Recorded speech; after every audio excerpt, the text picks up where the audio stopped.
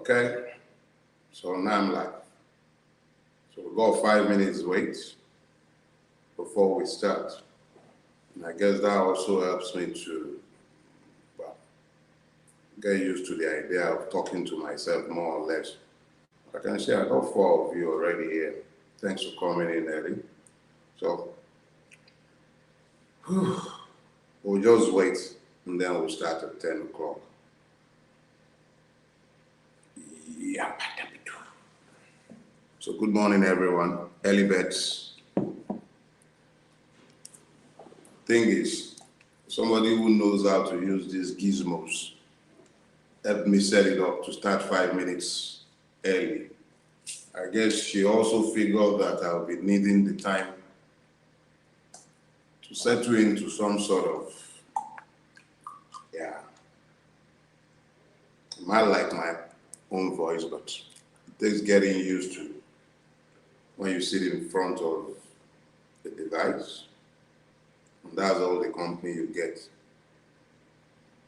before you start mouthing off. But thanks for being here. I appreciate it. Obrigado. I just felt like we've got the 2023 electoral cycle coming up, and everybody is busy mouthing off, and all kinds of characters are creeping out of the woodwork, promising even more ludicrous things than the current occupant of that evil rock called Asu. All right. I guess the worst we can do is sit down and talk to each other and try and make sense of the insanity that we live with. I was chatting with someone earlier on, I think that was earlier this morning, and I explained to the person that most of the time when you find yourself in a game that is rigged against you, more often than not, what you do is you try to hone your own skill and just do that much better in the hope that you beat them at their game. Or, you join them since you can't beat them. That's the one we do the most in Nigeria. But I'm of the opinion that there is a third way. Why not change the game? That sometimes comes across as being impossible, but it's doable. Part of what we'll be doing as we go through this week, which concludes on Sunday with a question and answer session. One of the things we'll be seeking to do is show that it's possible to actually change this game. We've got to reimagine the game. So it's 10 o'clock now, and we'll start now. My name is Dele Farotimi, like you don't know already. Thank you very much for joining me. I appreciate your time. I do not take it for granted. The popular thing is to say that talk is cheap, but I don't think so. Talk is not cheap. Talk is pretty important, depending on what you're talking about. Today, I want us to talk about Nigeria. Particularly, I want us to talk about a path out of where we are to freedom. I titled it fancifully, Nigeria, the path to freedom, or you could say the path to Nigerian freedom.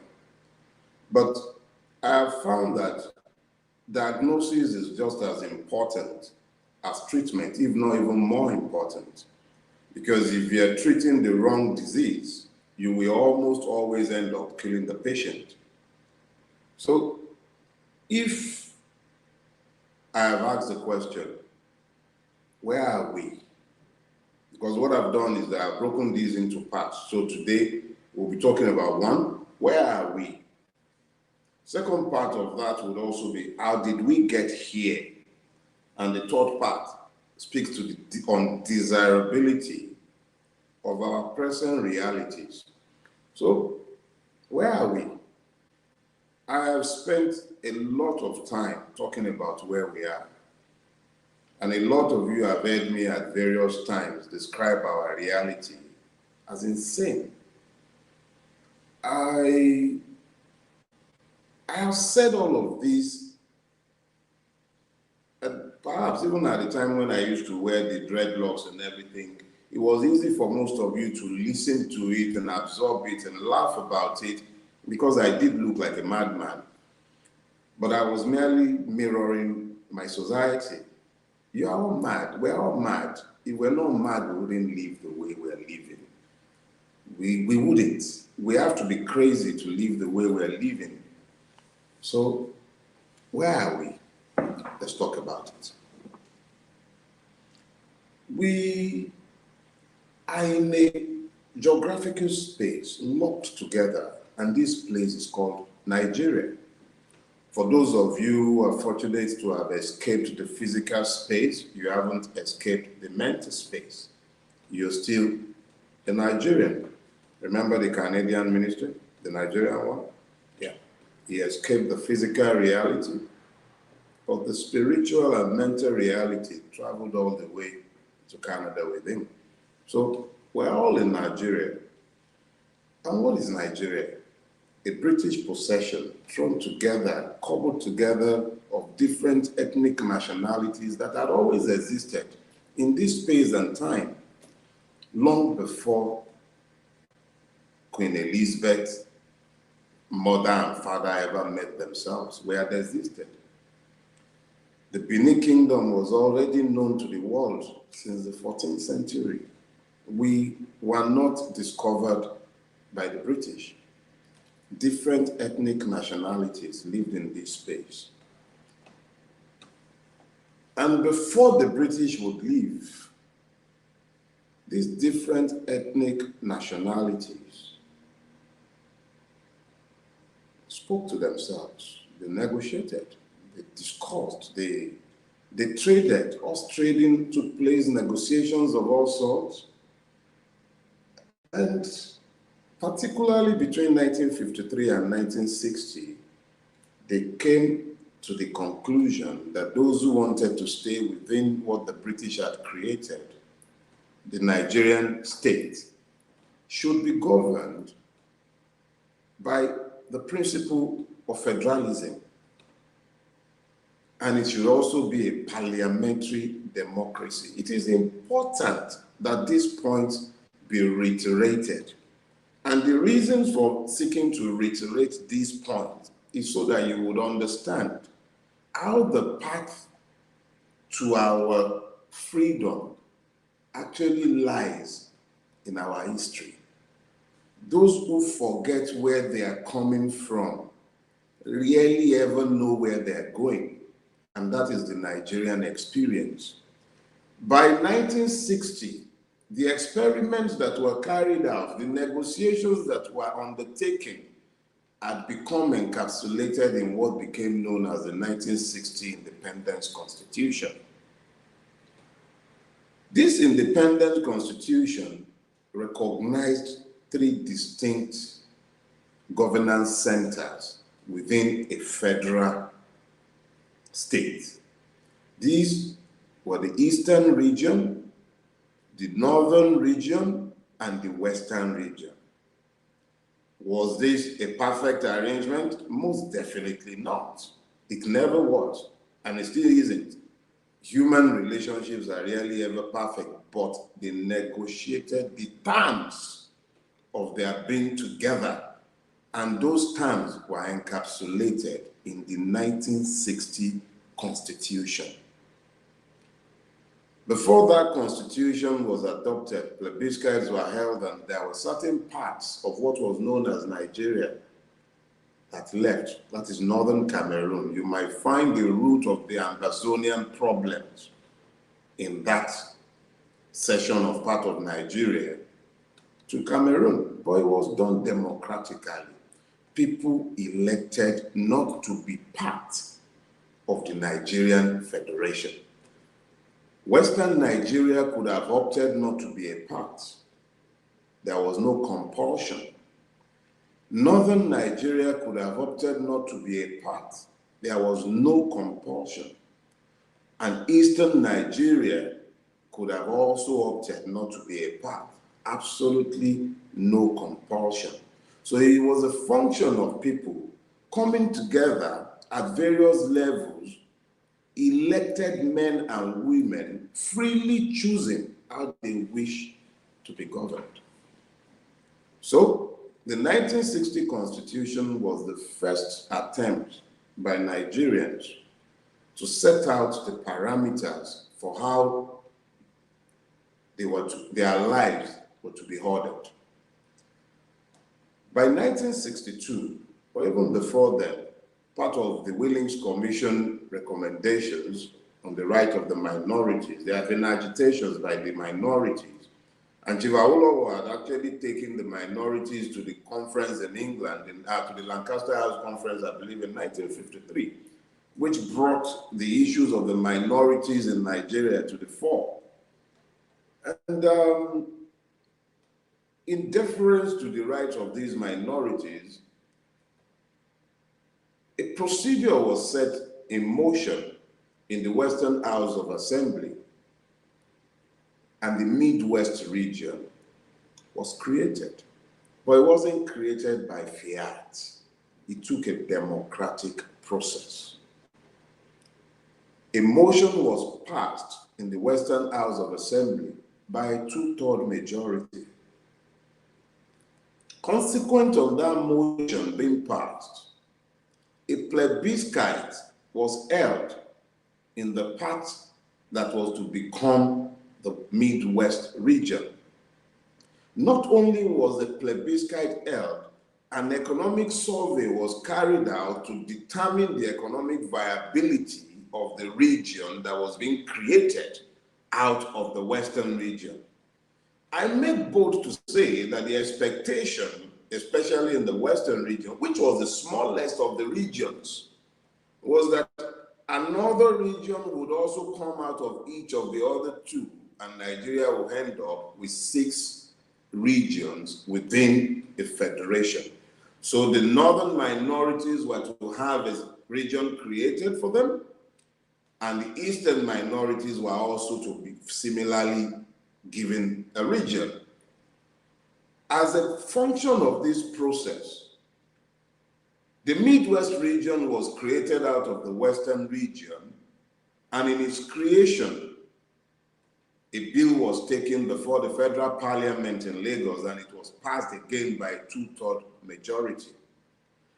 And then the 1963 Republican Constitution of Nigeria, which is the last expressed will of the Nigerian people, duly gazetted the creation of the Midwest region. So in creating one additional region by 1962-1963, constitutional amendments were undertaken and the people themselves were involved. So by 1963, Nigeria became a federation of 4 regions. And then the second part we're entering now. How did we get here? The coup of 1966, January 1966 to be exact. For those of you who are interested, there are ample opportunity to catch up on this history because I will only adumbrate because of time.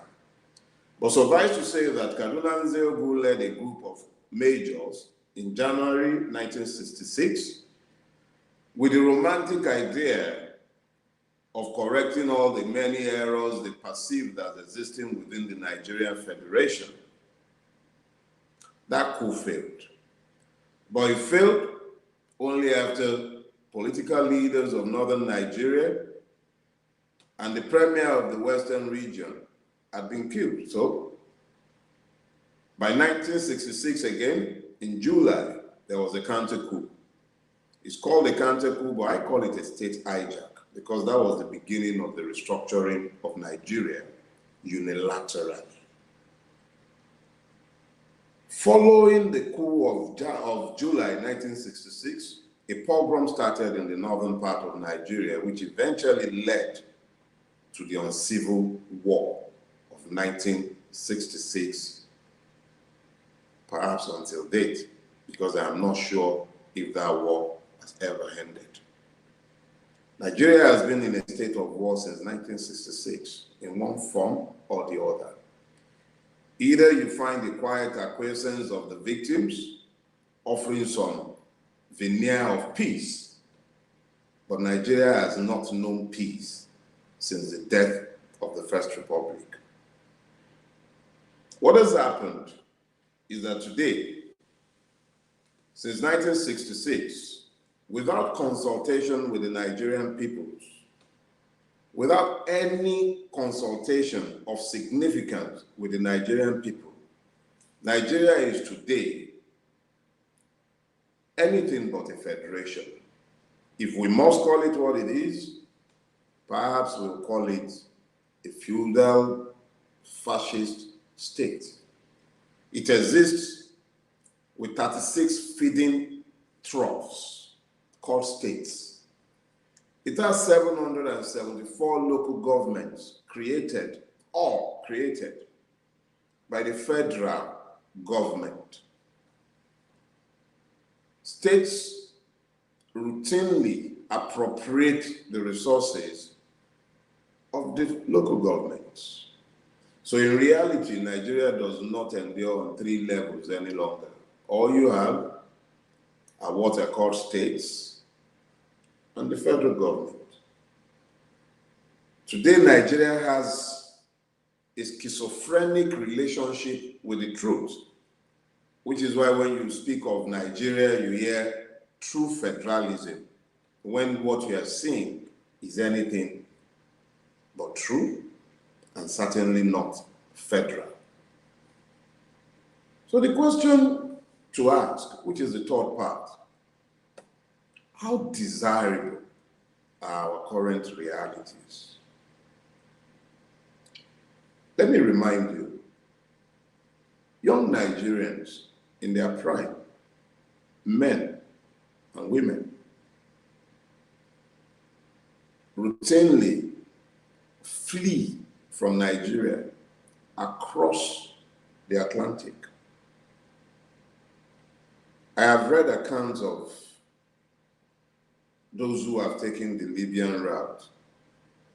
And I know that routinely a woman who is going through that place buys condoms, buys contraceptives. She knows that she will be raped, sexually abused on her way out of her father's land or mother's land or whatever you want to call Nigeria. It is almost certain that she will be trafficked, sexually trafficked in Europe. The males are not spared the sodomization on their route out of this country, fleeing. I think Shell did a fantastic job. It's no longer migration, it's escape.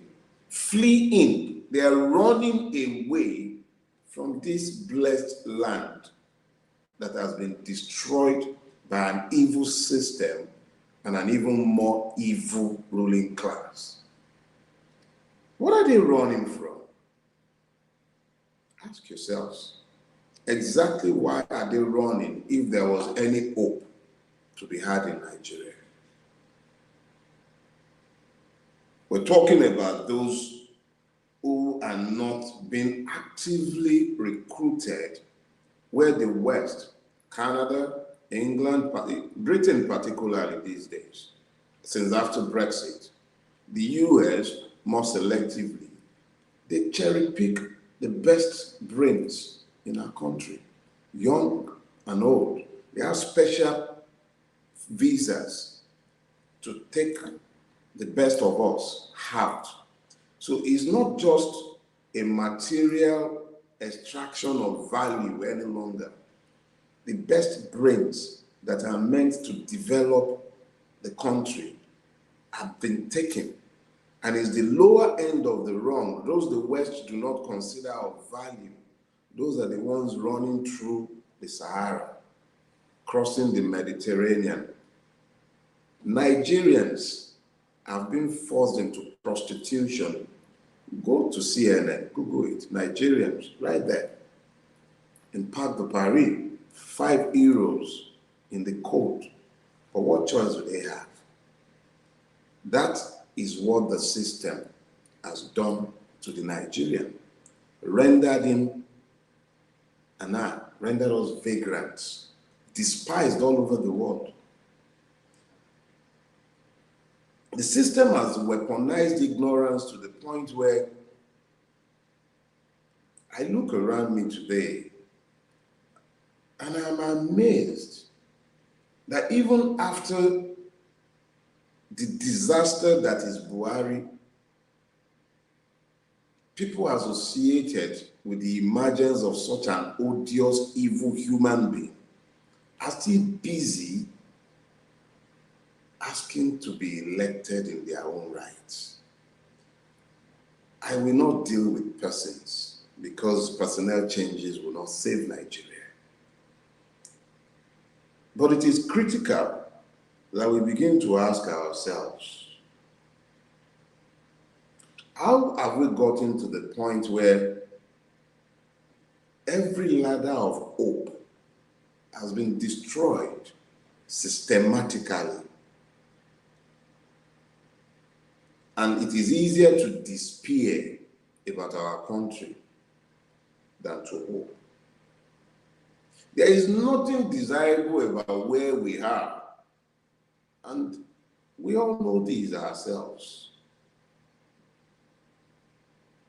But there is a paralysis, and this paralysis is essentially due to the fact that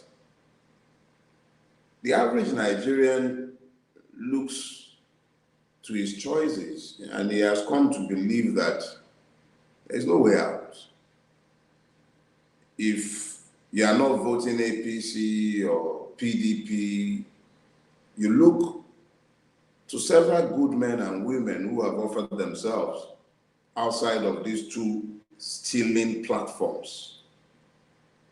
And you decide that, no, these ones have no chance, they stand no chance. Perhaps rightly so. But I do believe that there is a way out of that quagmire.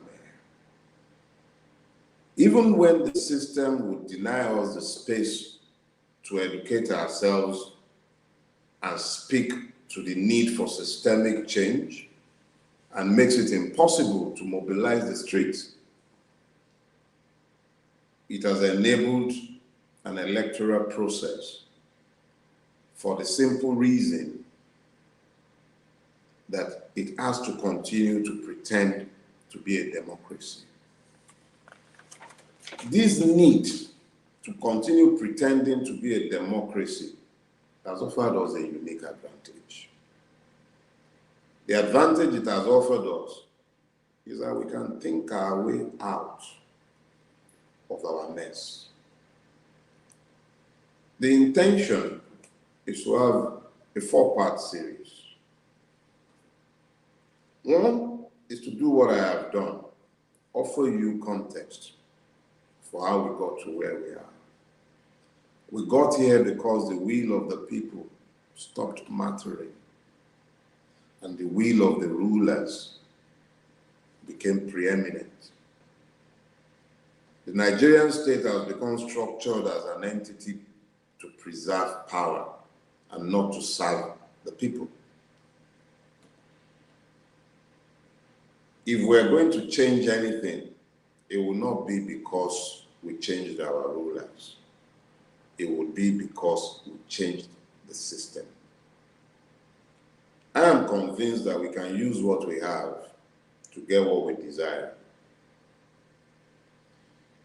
If we were a generation given to reading, diligent studies, I would again say go and read the imperatives of the Nigerian Revolution, but we're not.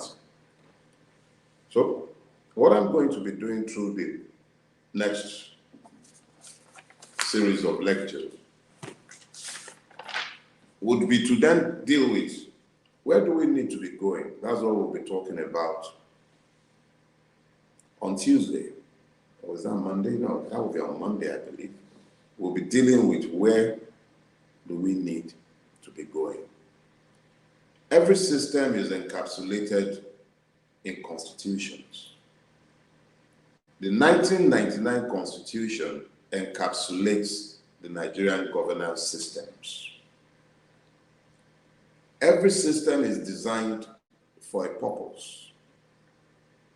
The purpose of our current constitution is nothing but to institute feudal order in Nigeria. That is why the governors have become more or less emirs, and the houses of assembly, just the councils of elders for the emirs. The National Assembly, just a rubber stamp for the president, who is just more or less a sultan. So at the end of the day, you, who considers yourself citizens, are nothing but subjects. You can change the office holders. If you do not change the system will get them to conform. So we elect a vibrant young Nigerian, say, yeah, my delusion, deliver out to me, you make him president. Are you going to make him the senators? Is he going to be in the House of, is he going to be the one populating the House of Reps? What can one man do in the face of a systemic rot? We will deal with the question of how to use what we have to get what we want. I have deliberately broken these into 4 parts so that it doesn't get too cumbersome. Take it that today is intended to let you see how we got to where we are. Much as I might like the sound of my own voice, I believe I'm done for today. You would obviously have questions. Put them together. Send them in. We'll collate them. On Sunday the 5th, we'll be doing 2 hours. At least I'll be willing to give as much as 2 hours. I'll spend the first hour answering the questions, but I do tell you, if you might want to do this, calm down, take the 4-part series together first, and then submit your questions. I'll spend the first hour taking the questions that were submitted, and then the second hour, I'll open up the lines or whatever channels of communications we might have.